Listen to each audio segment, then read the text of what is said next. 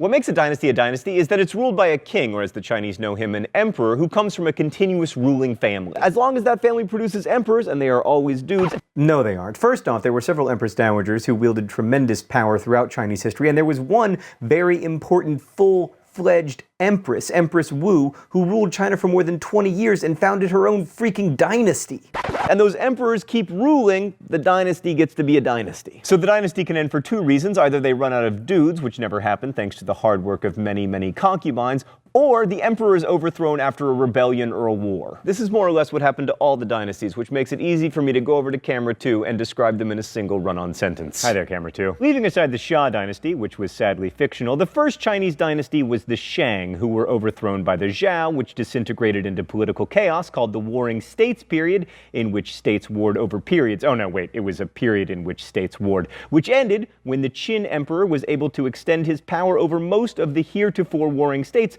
but the Qin were replaced by the Han, which was the dynasty that really set the pattern for most of China's history and lasted for almost 400 years, after which China fell again into political chaos, which only means there was no dynasty that ruled over all of China. And out of this chaos rose the Sui, who were followed quickly by the Tang, who in turn were replaced after a short period of no dynasty by the Song, who saw a huge growth in China's commerce that was still not enough to prevent them from being conquered by the Yuan, who were both unpopular and unusual